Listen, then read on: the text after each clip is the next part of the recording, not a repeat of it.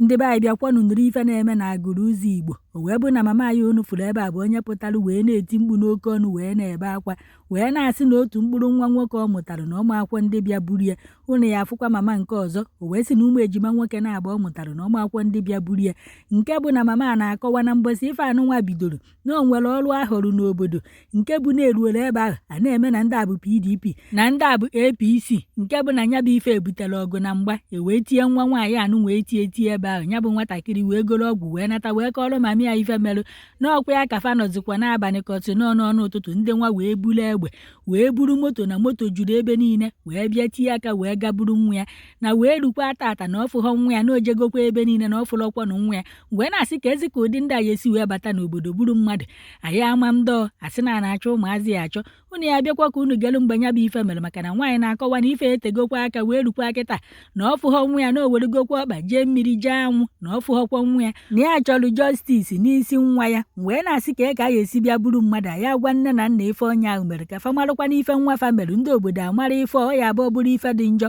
ka ndị ọzọ gbara nya bụ ife ọsọ. Unu ya ege ntị ka unu nụkwa ife PG ndị obodo a kwuru gbasara ife anụnwa mere ebe anụnwa wee na-asị ndị Igbo orugo nke etu a na nwanne na nwanne ya enwezi okwu eje kpụrụ ya n'azụ maọbụ eje kpee ya otu ebe bo ya ebubo abịa buru ya. Ọ gịnị ka a na-azọ nụ biko na ebe ka anyị na-agbaje na nke ikpeazụ a ka anyị hapụ unu ka unu gee ife fa kwuru alejedirio anọkwa m ebe ọ nọ wee mekwa ife mfu n'ihu akwa ka m wetara unu.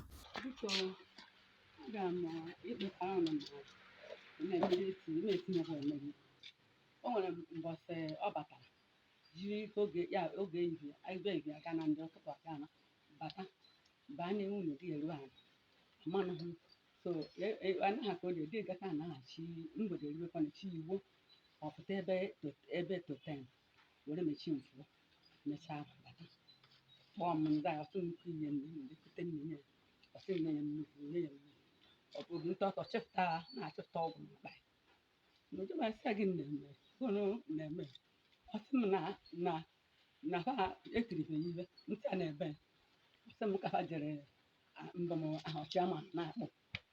nsị ọ na-amaghị ahụ chiama ya anụọ etibe ibe ọsị na mhụ mana enwere PDP na apụga na ya nọ na PDP na ahọpụtara onye PDP otu họpụta onye mbọ m apụghị otu eji atọrọ vootu ịrụ chiama. So ibe ahụ ka emechara pa bido nwebe nsogbu mbọ akọta pa bido ọgụ ewere kọba ya ibe nkọcha ya wee ọgụbuo ya je nọrọ ofu ebe ọ dị obere Sọnde dị nwobibi ihe ji ebe ahụ ọ nọ sị ya na ohu ebube ya nnecha ya anya nọrụ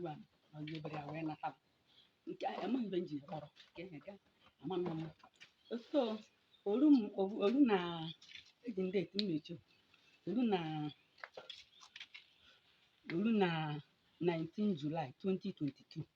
n'ụzọ ụtụtụ mbọsị ahụ ahụ ebe 4 mụbi nte na-akwa anyị ga njeji were je nkwọ echi akwatazi m anyị ka m wetakwa ede nke ọdọkwa ọhụ ụmụ okorobịa na-anọ kwụ na ihu kichin m mana mba chere ihu na inu ahịa mmụfụtasị bụ onye kasị m ọba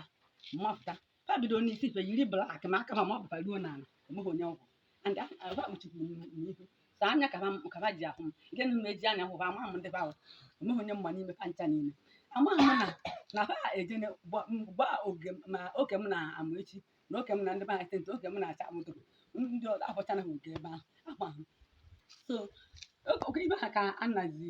ha dịba gịnị na fa dị too much agụghị m ọnụ ehiga so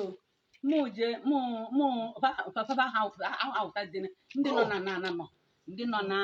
ụhụ ụgbọ gbatazi na chite atụba anyị azụ mpati banọkwa ebe ahụ na-akụzi unu ejikọba ha mmụọ ndị ha ma bịa na nne na-akụ ụnụ chọọ mụ na ụlọ esoro onye nene unu eji m ego nji arụ na-aka ọkada mụ ndị sebaghị go na mere eji atụ unu na gịnị na mere ofu ịma ha ji ụzọ ka ha na-akụ ka unu ha na-aha ka ụzọ ịma ha na-akụ ụzọ frem aja na-agbawasị na-adawasị so mụsụ gị na mere na ji eke unu na were onye dị etu wee dị ebe onye nke ọzọ ha ada m ya ịbọ onye nke ọzọ sị m na onye ba ji ejebe nwaanyị aja mechie ọnụ akụcha ha aka ụzọ dọkwa ha atịghị olite wee jide mmiri were na-akwa ngwongwo omeghị otu ngwongwo kwa ọnụ ebube mosaịkụ ejibe ayọn eji ede akwa ebube stabilizer ibe ngwongwo niile dị na rum ahụ mbụ m akwụkwọ agba nke emeri ejiri emepe bankị ejibe MTN ejibe abịa na nke m mbọ m baite na nke m maka rum ahụ niile abalị na-akọ onye ọ na-akọ nke abịata na nke m mbọ m MTN m ji mepe bankị ejibe akwụkwọ bankị ejibe were jee na lọka ọmụmụ m ji wee gụọ akwụkwọ Uchenna ji ego Ugo ji ego Chigbo jiri ego o nwere ịmụ ọhụụ na onye ji eje bọị onye basiri mme ma nwa m onye ka eme ebe ọzọ onye ji akpụkpa bịba asị na ha anakwaghị eji fon were akpọ nwa anaghị eji fon were so n'ojeruo ọhụrụ onye o si were metụ ego ya fon were fon na-ata ahụ tinye na katọn tinye ya na lọka ahụ akọ ụwa fon ya eburu ya achịrị fon kpokọcha ya were jee na o nwere faịlị nnukwu faịlị emeri o ji abụ ma mbụ emere ife nwa ụmụazụ ebe okito na ụmụnna ibe egotere were lesiti donye na faịlị ahụ niile ebugharị ya and ife niile ha bụ nwechara lesiti ụna nke nwasị siri buru ya pen na-anya kwakọcha ngwongwo niile na rum ahụ nwezi ndụ were ju emeri ohu ji eweta egbe mmiri sịba na ya enweghị egbe atụra gị jee weta mgbọ ọtụa na ya enweghị mgbọ ya enwere ihe egbe eji achọ mgbọ akpa na akpọrọ eti na hazi unu gagharịa ụna ruo na oke ọjị ụmụ mere ọjị na mbara be m na agụ unu ebe ahụ ka o ruru biden nibere m na mmadụ m egwu ebe ahụ mụ dịnọrọ ebe ahụ ha wee ju emerie ọkwa mbọsị mbụ m ha nụrụ ọgụ kwa ọkụ moto ndị ede nwe obi ibe emerie si na ya ejighị na moto ndị aka ọnya ibe etebeghị m kpọpụgharị ya moto ebe a jiri bịa bidoro na nke ba egwu ebe a ruo na nke mbe jere nwaanyị moto ehika mana ibe mmanwụ si ya na dị na ya bọọsụ dị na ya moto ahụ na na-ekebe ndị nche ndị ọ na nke ahụ ka akpọbụrụ emeri ebe ekwe mma abịarute nso m na-abịa a na-achụ m azụ ekwe m abịarute nso wee amụ biko madam mgbede ọma biko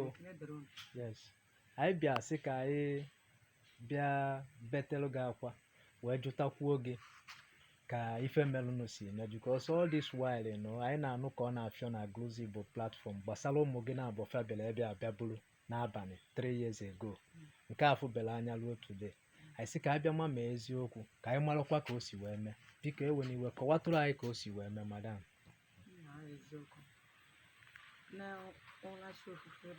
wenitetụ ọnụ gị after 5 ụtụtụ ka ndị a wakporo si azụ ụlọ wee bịa bata ha rukwara something bata wee bata n'ihu na gada ebe niile wee batazie mere ụzọ ebe a na ebe niile ma azụ ụlọ wee gbaka ụzọ azụ na ka esi azụ na abata Chineke gbaka ụzọ azụ na wee banye n'ime ebe a wee dee dọkịta okwu ejima kedu ọrịa wee bịa ebe a ụgbọ a niile bifo anyị fụta ya bịa gbazia ụdọ nke anyị nọ n'ime gbaka anyị fụta ya anyị niile fụta zero tupu asị nke efe si eme igwe fon tupu anyị nọrọ ahụ na nke ọchị na-eche ebe ahụ anyị adọpụtara betupu ya ebe m na ovu nwa m nke ọzọ mechakwa bilie ebe adọrọ ya ebe ahụ otuku futi onye ahụ kwụ ebe a na-agba ha ihe abadọrọ ya ebe ahụ oke awụ onye ha na ha so bịa onye Agụzi Igbo onye Agụzi Igbo kpọta ihe ihu onye ahụ m ihe onye ahụ doto na onye ahụ ihe ahụ ọ na-abalị gala afọ iri ya so wee dọkịta nwa a ife ya akwa ahụ oyi na dọwasịa akwa kefu ya aka azụ tọgbọ ya na mechaa bilie onye ahụ ọ nọ n'ebe a wee gwukwa kedu ebe ofe ejima nke ọzọ onye ahụ wee sị ya na ọ nọ mbe ka jewe ebe nke ọzọ a wee jewezi ebe ahụ wee ruzie ebe ahụ wee ma fensi wee baa wee dọkịtazie Chinedu wee kọrụzie ha with crowd ha kọrụzie ya wee pụtawazie wee gafezie wee fụbazie with moto ya paakị na ihu ebe a ilọs AVG paakịcha evu ha wee fọ wee pitọrọ ebe metọrọ ebe na-ebe pitọrọ ebezie wee ozi n'ụtụtụ ahụ before God ka Commander. Okay, Commando Umori. Commander Umori ma ebe. Si agịnị ma evu na isi a na-evukwa na ụmụ ejima na-aba na-evukwara ha na-aba. Ọ sị na ya batara ebe mana ha apụghị ife anyị. E wee nara ya fon ya. Ka m bịa jewe ebe Commander Agụzi Igbo. Okay, ụtọ. Mgbe dị ebe ụtọ mụ na ohu nwa m. Anyị jewara ebe ahụ ruo ebe ahụ. Ụtọ na-afta na-azakọ anyị na-abụ potensial. Biko nna achọrọ maka nwa m ụmụ ejima be m na-aba adakwa achọkọ ya n'abalị ụra chi ofufu kee ka m ga-esi wee mee ya ọ sị m na ya amaghị ya na ya nọdụ n'ụlọ na ejere ụlọ ọgwụ na ahụ adọ na ya amadị ihe na-eme a nakwa ya ekwe ya bakpụrụ ya na onwe ya amaghị ihe na-eme oruo ya na onye ahụ na-aza foonu ahụ wee sị ha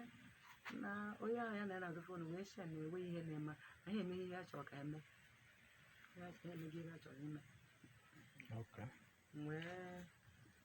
nna nwa nwaanyị wee yinatabazie atarụzie ozugbo ahụ foonu ringi ya ọ bụrụ Chidera Abibere m ọ kpọọ na foonu sị anyị bịa Chidera Abibere nwere enyi nwoke ụmụ ejima nke ha la na-esokwa ya wee kpọọ m na foonu sị m bịa na-enwe ebe a ga-achọ ụmụ ejima na-enwe ebe ụmụ ejima nọ na ọ ga-eweta akaụntụ nọmba ka akpịrị ha nyewa biko bewa kwesịrị na biko ịma na ebe ụmụazị mami eweliwe na ka o weta aka nọmba ka o nkwere ya ụgwọ ka ozu na ebe ejima nọ ka anyị ga-eji anyị ebe ejima anyị weta akaụntụ nọmba nche na ama ma ọkwa akaụntụ nọmba nke ahụ ebiko ebe ọbụla ọ nọba ego ole ọbụla ọ nọba emechaa ka ya sendịta akaụntụ nọmba ka ama na ya akwa ụmụazị ya biko ọkwa ezigbo ọyịbụ bụ ụmụazị biko ya biko mechazie maazị owetazi akaụntụ ahụ mechazie ọkpọzie na nwa nwaanyị kwubeziri na-aga nke asịrị wee jewezie polis steshọn niile dị n'ụwa niile ego nji eme biznes mufte wee na-eji ebe niile ebe akụrụ nkwụ ejebe m ebe ahụ ebe akụrụ nkwụ ana m eji ebe ahụ ma ekpere m ihe niile dị n'ime webe m ejebeghị maka ụmụ ejima si n'ụlọ mgbe ahụ anaghị m eriri nri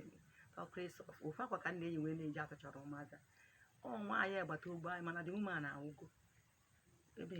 ihe na-abụrụ mgbata ọ na-akasị m obi si mgbe ndị na-aga ahụ ụmụazị mana onye mere ụdị ibe a na ọdọ ọkwa mma ụbọchị ụmụazị na-agba ọchọ ka otu ibe ndụ ka ọkọ arụmerụ nwere na-agba na eji na-abụ ụfọdụ na-eji uche m afọ weta m onwe m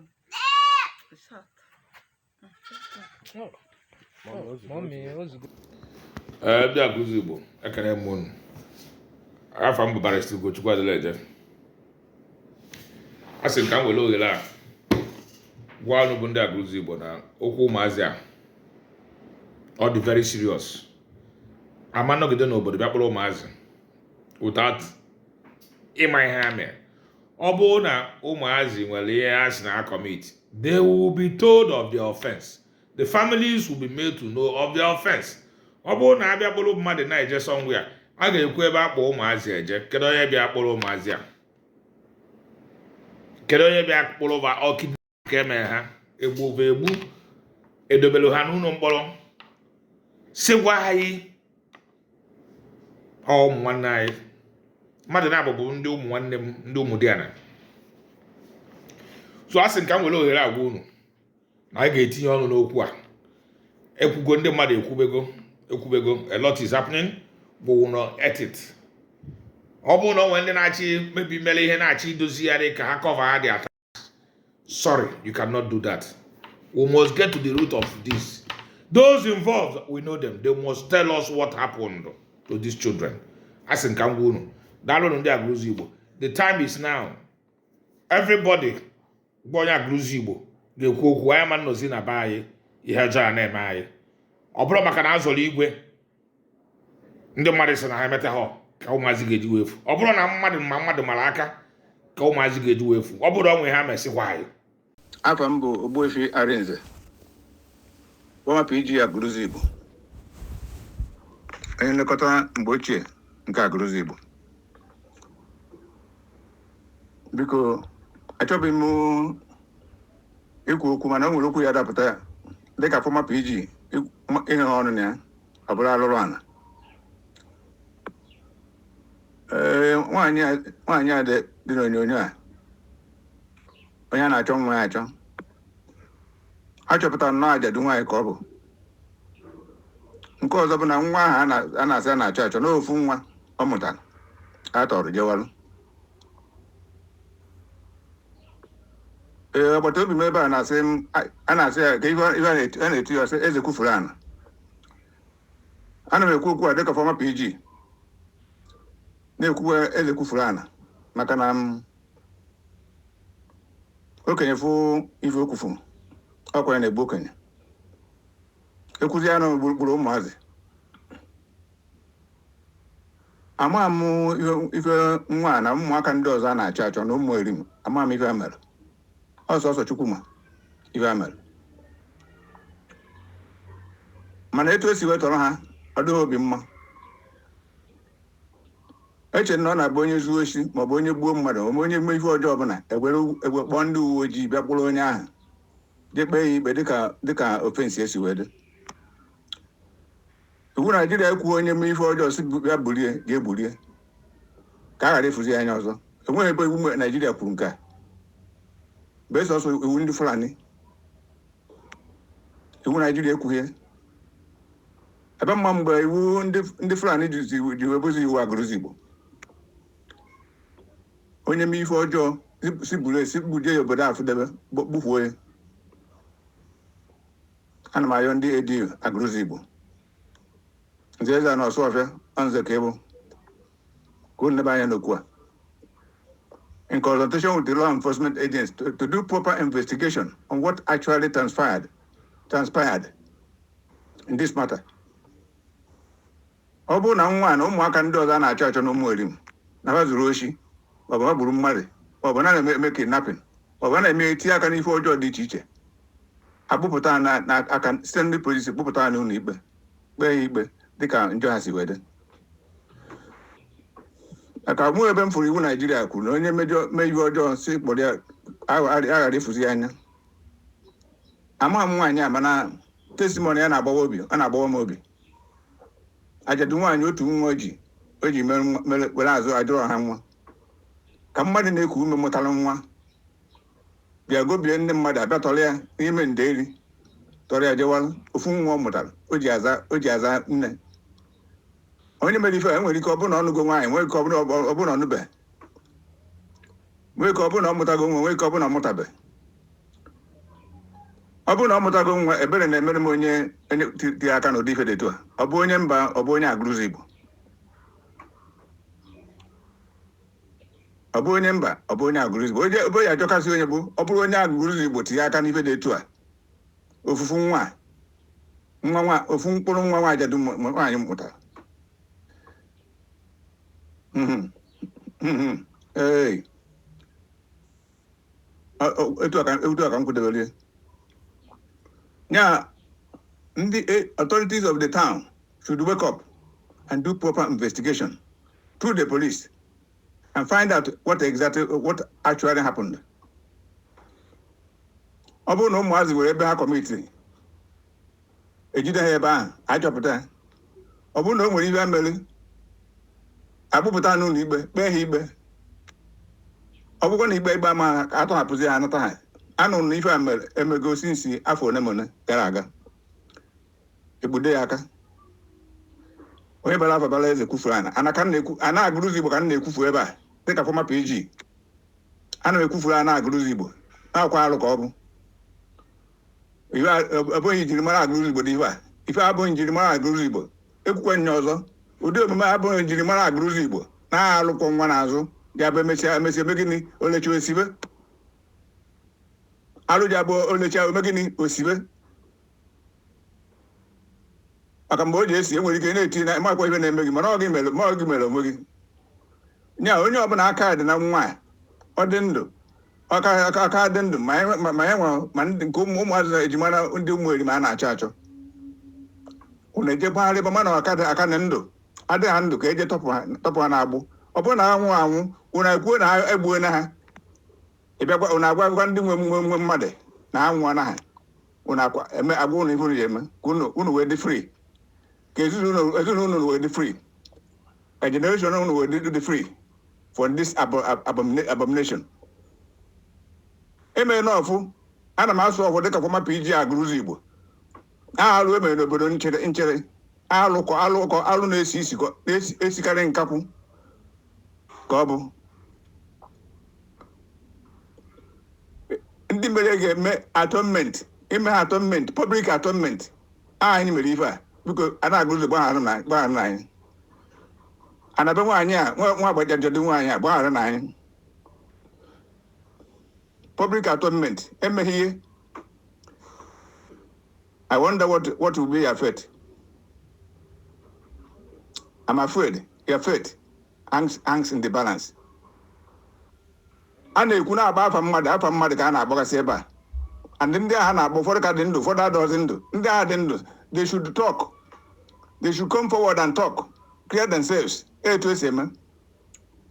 Ememe allegation gbanye afa gị, ị pụta n'ihu ebe a na-eme allegation, zọrọ onwe gị. For them to do that, ADU should take it up with law enforcement agents to make proper investigation. Kama ndị mere ife a, ejighị ntọ mmadụ wee mara ndị be anyị. O jeghị ebido n'anya anyị. Ọ bụghị ife ụkpụrụ aka anyị atọrọ ụmụ anyị mụtara. Onye karịa ibe ya tọrọ ya. Onye karịa ibe ya zọdo n'ukwu. Ana m anọ ebe ọbụla a na-agba ajụ ife mgba ebe iji afụ mgbe ebe a na-emegide ajụ ife ihe ha afụ m ebe a na-emegide eziokwu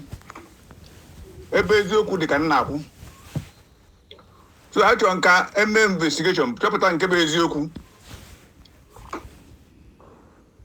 ụmụazị ame ajụ ife ka a taa ha afụ dịka njọ ha si wee dị ọ bụkwa na onwe ife a mere ọ bụrụ na ha kara ndụ si ririzi aka anata ha.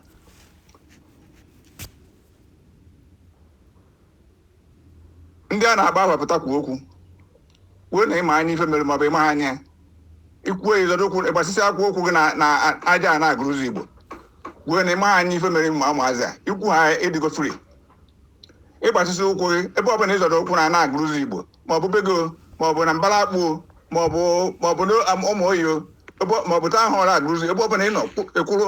ọ bụghị na aja simenti gbasịa ịzọrọ ụkwụ na ana ịzọrọ ụkwụ na ana ebe a kwuo na ịmaghị anya ife a ị na free otherwise biko ana m arịọ ndị ADU let them take it up eze na asọ ama na izuka eme. This is what is called leadership. Ife eji ama leadership bụ in times of challenges like this enwere such challenges and in face with all the powers in me with the help of God. So a challenge like this, if a challenge like this comes, you don't have to shy away. And talking to the great executive ADU, this is the time to show leadership by inviting the law enforcement agencies to make proper investigation of what transpired. Unu emeghị pụta ọ ga-abụ agwọtọkọrọ na ọmarịcha ife niile unu mere maka na ọnwụnwa mmadụ ka a na-ekwu okwu ya ofu anya ofu mkpụrụ anya isi ji ụgwọ ofu mkpụrụ anya nwaanyị mụtara bịa bụrụ ajadu nwaanyị ije tọrọ nwa ejewara afụzi ihe ịbabeghị gị na nwunye gị na ụmụ gị na-eri na-adagharị iche na uru ọ bụghị uru nnukwute afụ chere gị n'ihu afụ ya atacha gbere were eze kpee ekwere onye mere ife a ọ bụ onye mba ọ bụ onye agụrụzi Igbo aka m adịghị ya ama m anya onye ma anya pụta kwuo na ya mere ka enwe mgbaghara n'udo nke obi n'oge ọ bụkwa na ndị ADU ji asụkwụsị ụlọ n'ndụ n'afọ na ha ma na onwe ihe ma ji eme ngwa nọrọ achịcha adịtuo ha ka anyị na-enefe achịcha ha adịtuo. Ana m ekwu okwu with authority ndị bụ chifu agụrụzi Igbo former PG agụrụzi Igbo onye ọbụla bụ PG a na-enye ọfọ obodo ị ga-eji take action in this type of critical situation. You take action. Ofu mkpụrụ anya ji so ụgwọ bụ ofu mkpụrụ anya mmadụ ka abịa hụrụ jewara a ga-eme proper investigation ndị niile agbara afọ ekwu okwu na ebe a na-ekwu okwu ịpụta ikwuo na ama m anya ma ama m anya nekwe na ọgba nekwe na aka ịgọrọ onwe gị jewara onwe gị gị na chi ga-akpa ekpebezie ọ Chineke na-ekpe ikpe ọ nnukwu ihe mwute mere na Agụrụ Igbo nnukwute ihe mwute ihe anaghị emebu mbụ bido mebe ọ bụrụ na onye nwe ego were na-eme ife sọrọ ya ịma na anyị ga-ekpe ekpere ka ego ahụ kwụsị onye nwezi n'ego ahụ ọ bụrụ na ego na-etinye anyị na nnukwu mmehie ekpesi ekpere ike onye ego niile ahụ atakpọ onye nwezi n'ego ahụ onye ego karịrị ojide onye ejighị ego gbado isi n'ala memina ya ọ bụ abịa na-eriju afọ aha asị ka ọ bụ ọkwa asị na Agụrụ Igbo a na-Agụrụ Igbo na-asọ alụ a na-asọ ụdị alụ a ọkwa alụ ka e mere ekwufukwere m onye eze bara afa balụ eze kwufuru ana a na-Agụrụ Igbo ekwufukwara na ngụgo nke onye metụrụ soro ya nawa na be ya abatakwara be m nke onye metụrụ ya sobe ya biko ndị ADU na-arịa n'ahụ eyes on you